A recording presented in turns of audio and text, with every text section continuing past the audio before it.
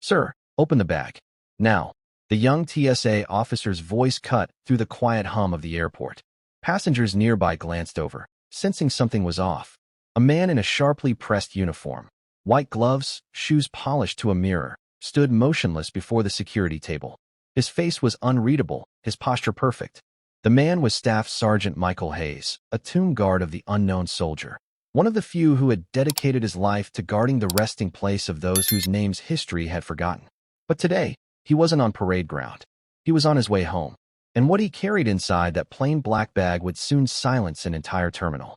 The airport was bustling with the chaos of holiday travel, crying babies, rolling luggage, impatient sighs. In the middle of it, Michael looked out of place.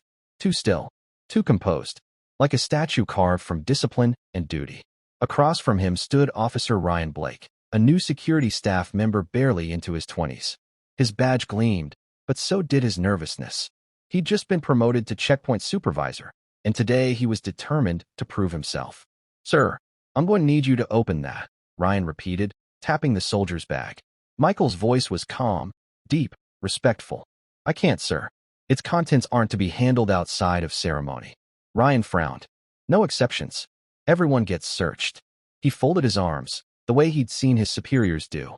You think your uniform exempts you? The surrounding line grew restless. A mother whispered, he's a soldier. Let him through. But Ryan stood firm. Ma'am, security rules apply to everyone. Michael didn't argue. He didn't even raise his voice. He just said quietly, I understand, sir.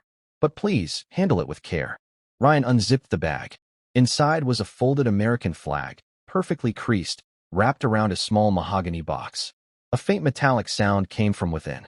Ryan hesitated. What is this? Michael's eyes met his. The remains of Private First Class Daniel Brooks, he said softly. Killed in Afghanistan. I'm escorting him home. The noise of the airport seemed to vanish. Even the conveyor belts sounded distant. Ryan's hand froze. The color drained from his face. You mean? Yes, Michael said. What you're holding is what's left of someone who once stood where I stand. Ryan's throat tightened. The young officer slowly lifted the box from the bag, his hands trembling. Inside, he could see a glint of silver, a dog tag, a small medal of valor, and a letter sealed in plastic. Michael continued, voice steady but heavy. He was 23. His mother's waiting at the gate. She asked if I could bring him home myself. Said she didn't trust a box on a cargo plane. Ryan took a step back, shame flushing his face. I didn't know.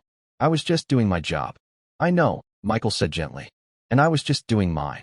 The people in line were silent now. A businessman took off his hat. A woman wiped her tears.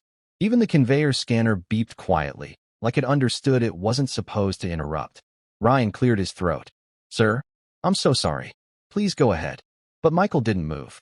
He looked down at the box and then back at Ryan. Would you like to carry it with me? Ryan blinked. What? You said you're just doing your job, Michael said. So am I. Maybe we do it together. The young officer hesitated, then nodded. And as they walked through the terminal side by side, one seasoned soldier, one humbled guard, people stood, quietly placing hands over their hearts. They walked all the way to gate C-14, where an older woman sat alone, her hands clasped around a photograph. When she saw Michael, she stood, tears already in her eyes. Mrs. Brooks, Michael said softly, kneeling as he placed the box in her trembling hands. Your son is home. The woman broke down, whispering words no one could hear, but everyone could feel. She looked up at Ryan, the young officer who once barked orders, and whispered, Thank you for helping him. Ryan's lips quivered. I didn't help, he said. I almost disrespected him. Mrs. Brooks smiled faintly through her tears.